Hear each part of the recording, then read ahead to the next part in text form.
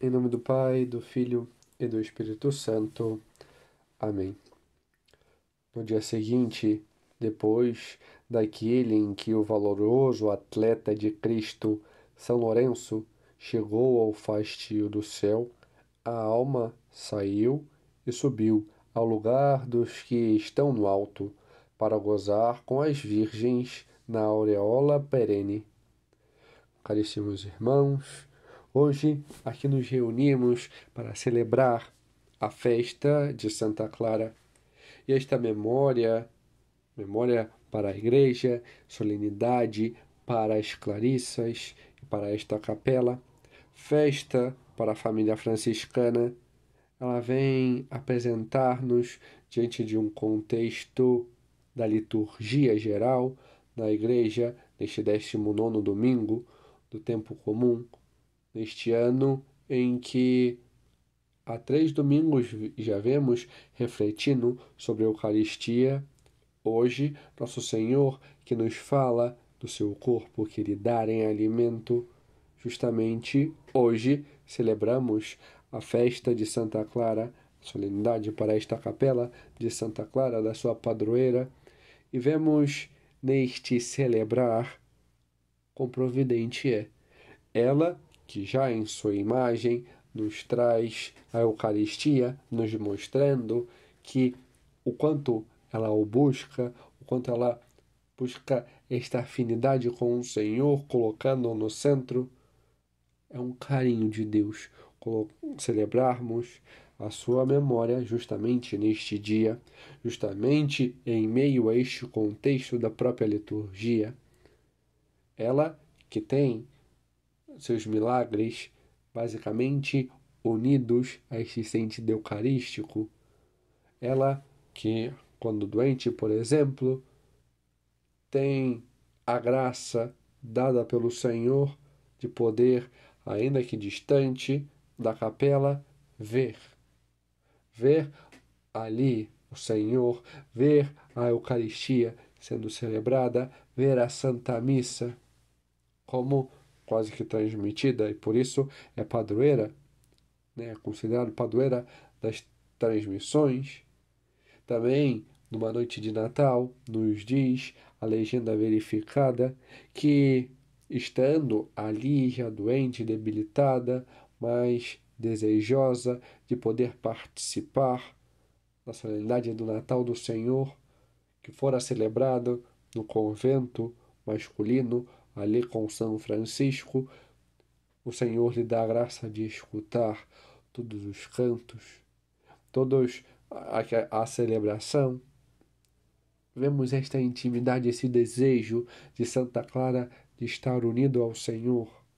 E vemos, de modo prático, na liturgia própria da família franciscana, o quanto esta liturgia fala da vida e desta união que Santa Clara buscou ter. Já na primeira leitura, quando ouvimos o profeta Oséias nos dizer: Eis que eu vou seduzir, levando-a à solidão, onde lhe falarei ao coração, e ela ali responderá ao compromisso, como nos dias de sua juventude, nos dias de sua vinda da terra do Egito. Eu te desposarei para sempre, eu te desposarei conforme as sanções da justiça e conforme as práticas da misericórdia. Vemos estes marcos na vida de Santa Clara diante desta sua união, diante desta busca, deste caminho. Por exemplo, já no início, bem no início da sua vida, ainda quando estava na barriga de sua mãe, sendo gerada, sua mãe sentiu medo. Medo diante das dores, medo diante de possíveis complicações, e ficou inquietada e rezou ao Senhor. E o Senhor, então, em locução espiritual e interna, lhe diz: Não temas, salva por graça divina, vais dar à luz uma luz, por cujo moderno fulgor vai iluminando o mundo. E por isso, diante desta locução, sua mãe coloca seu nome de Clara diante do fulgor, diante da luz que ela seria para o mundo, transmissora da luz de Cristo. Mais tarde, mostra a sua veemência diante desta sedução que o Senhor já fazia, pois quando seus pais queriam que ela se casasse com um homem, negou-se, desejando os esponsais com Cristo esposo, cujas agradáveis delícias já pudera provar em seus abraços e beijos, signos do pudor de uma virgem, suspensa pelo prazer da mente e sentindo-se doce por seus favos, enlanguecida por seu amor. O Senhor já ia seduzindo, mostrando seu amor, mostrando que a queria para si, e ela, de bom grado, se entrega ao Senhor, busca com ele estar. O Senhor, então, a busca seduzir e a encaminha diante da sua vida por meio do seu encontro com Francisco. Francisco, que já havia iniciado seu caminho, que já tinha fundado os frades franciscanos, então há um momento de encontro, mas, como vai dizer na própria legenda verificada, era mais conveniente que fosse ele a ir ao encontro dela primeiro. Ele a visita, ele a chama e a vai direcionando e a faz querer e admirar-se a sua entrega, a sua pobreza, a sua união com Cristo, a sua vida de oração e de mortificação. Ela o busca e depois terá conselhos. O definitivo, que o faz mudar de vida, diante do contexto do Domingo de Ramos, quando ela buscando é aconselhada por ele que se destaque, mas que será conduzida. E diante do seu destaque, da sua retração, um sinal lhe será dado, e ela assim o faz. No Domingo de Ramos, vai e se destaca diante daquelas jovens, mas quando deveria tomar o ramo, então se retrai. E então o próprio bispo, havendo, toma o ramo e a entrega, e esta entrega é sinal deste ato, deste desposamento que o Senhor queria fazer com ela e que São Francisco o havia alertado. Então ela deixa tudo e vai ao encontro de Francisco, vai ao encontro dos frades e junto a eles encontra seu refúgio. Seus parentes depois, vendo aquilo, vão até ela e com insistência e persuasão a tentam dali tirar, mas ela o nega, não quer. Ela quer mais, ela quer essa união com Cristo. Ela não aceita a volta, quer esta profunda entrega e união com o Senhor. Depois, aconselhada por Francisco, vai a São Damião. E naquela pequena caverna, naquela pequena gruta, ali funda o seu convento, aonde fica por 42 anos. Ali ensinando, ali vivendo, em meio a tudo, e conduzindo tantas e tantas a se encontrarem com o Senhor, a ter esta união, não importando as dificuldades, ela quer dar passos. E apesar das dificuldades, como por exemplo, que viveu e que vemos marcado diante da liturgia na segunda leitura, quando São Paulo, então, o diz: somos afligidos de todos os lados, mas não vencidos pela angústia, postos entre os maiores apuros, mas sem perder a esperança, perseguidos, mas não desamparados, derrubados, mas não aniquilados, por toda parte, sempre levando em nós mesmos os sofrimentos mortais de Jesus, para que também a vida de Jesus seja manifesta em nossos corpos. Vemos isso ao longo de toda a sua vida, diante dos embates que teve, das dificuldades, das doenças. E existe um momento marcante, onde ela apresenta esta sua união com Cristo, esta vida que recebe do Senhor, apesar de tantas e tantas intempéries, ela busca esta vida. E este momento se dá diante do encontro com o frade Reinaldo, que, a encontrando já debilitada em sua saúde, então a aconselha que deve ela buscar se unir com paciência e suportar as asperezas. Então responde prontamente que, desde que se entregara ao Senhor pelo conselho de Francisco e Cristo a revestiu do alto, nenhuma pena lhe tinha sido molestada, nenhuma doença grave, nenhum padecimento duro, pois ela soube encontrar nisto, nas contrariedades e intempéries, a suavidade do Senhor, que se apresenta, que chama, e esta bondade do Senhor que se dá, ela verdadeiramente soube encontrar a vida do Senhor, se unindo aos sofrimentos, diante dos seus sofrimentos com Ele, que era manifesto no seu próprio corpo. Ela soube verdadeiramente que era um mero ramo, sabia que não era nada, que nada podia, mas que era um ramo que deveria estar sempre unido à videira, como ouvimos no Evangelho.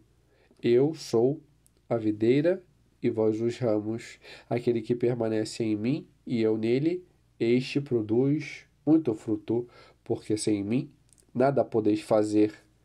Se permanecerdes em mim, e minha palavra permanecer em vós, pedi o que quiserdes e vos será dado. Ela verdadeiramente soube segui-lo. Por exemplo, diante de tantas contrariedades, soube se unir a Cristo e ver que ele a conduzia. Um exemplo disso é diante dos sarracenos que acometiam a cidade de Assis, que a invadiram, e ela, naquele período doente, com sua saúde debilitada, vê as suas filhas espirituais, então, em pânico, com medo, e acorreram a ela, apresentando aquilo que havia acontecido. Ela só o pede que o leve à porta. E ali que também traga o corpo de Cristo no cibório, ou seja, na âmbula, ou na teca, e levando a ela, ela então tem um diálogo com o Senhor, um colóquio com o Senhor, e diz: ó Cristo, será que te apraz entregar assim nas mãos dos pagãos estas tuas servas que criei para ti com tanto amor? Guarda-as, Senhor, eu te suplico, que tua graça salve as filhas que nesta situação eu não posso salvar. E depois ouve o próprio Senhor a dizer em locução: eu sempre vos salvarei. Ela ainda persiste e continua e pede pela sua cidade. E o Senhor então lhe responde: esta terra vai sofrer muitos danos, mas minha força vai defendê-la. E o faz. Logo depois, os sarracenos se retiram, vão embora diante das preces daquela pobre e humilde serva, que, sabendo-se um ramo e que nada poderia fazer, busca e apela ao Senhor. E ele então o faz e afugenta. Ela soube verdadeiramente se unir a Cristo, permanecer em Cristo, permanecer com Cristo, sempre unido a Ele, buscá-lo de verdade diante da sua oração, diante da sua intimidade, diante do seu unir-se a Ele. E o vemos ao longo de toda a sua vida, em particular ao fim dela. Ela verdadeiramente soube buscar o esposo e ele a veio. E assim ouvimos no Salmo: eis que vem e em vestes vistosas ao rei se dirige, e as virgens amigas lhe formam cortejo. Eis que vem o esposo, ide ao encontro de Cristo. Ela o buscava, ela queria ir. E vemos isso diante do momento em que, por exemplo, podemos ver também na legenda verificada, quando ela fala à sua própria alma: vai embora, retira-te, segura, pois já tens uma feliz companhia. O teu próprio Criador, que te fez do nada, que te santificou e que sempre gostou de te guardar como uma mãe guarda o seu filho. Ela quer esta entrega e falar sua alma para que possa se doar, quer se entregar inteiramente ao Senhor, ter esta união com o seu Criador. E vemos isto, que ela soube se unir ao término de sua vida. A legenda verificada traz então este trecho dos momentos finais, aonde ela então soube cantar este salmo e ver as virgens vindo e formando este bom e feliz cortejo que a levaria para o céu, que a levaria de encontro ao esposo.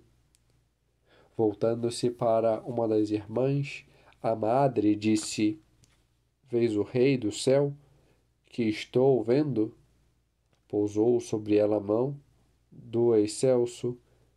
Por isso concebeu uma visão com os olhos do corpo, e quando olhou para a porta, viu que estava um grupo de virgens vestida de branco, trazendo grinalda de ouro na cabeça. Uma destacava-se entre todas. Andava no meio delas, levando um diadema coruscante que parecia ter a forma de um turíbulo com janelinhas, irradiando tamanho esplendor, que tornou iluminada a própria noite dentro do claustro. Essa, mais bonita, aproximou-se da cama onde jazia a esposa, inclinou-se sobre ela de maneira super amável e lhe deu doce abraço.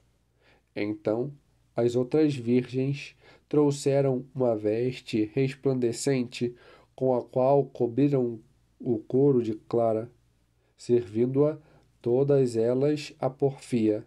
Preparavam-lhe o tálamo.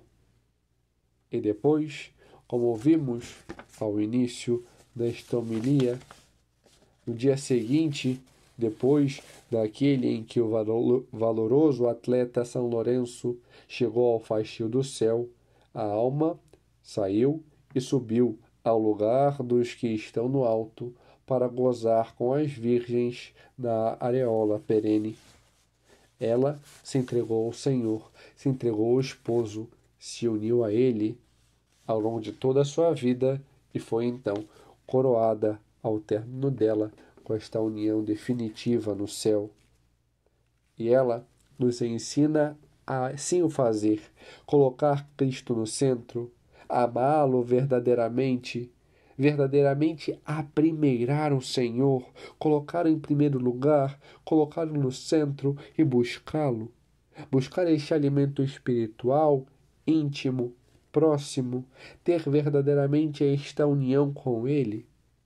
Isso ela o faz, nos mostra com o seu desejo da Eucaristia, de estar na presença do Senhor, com os seus colóquios com o próprio Senhor, mostrando a sua união com Ele e nos ensinando assim o fazer.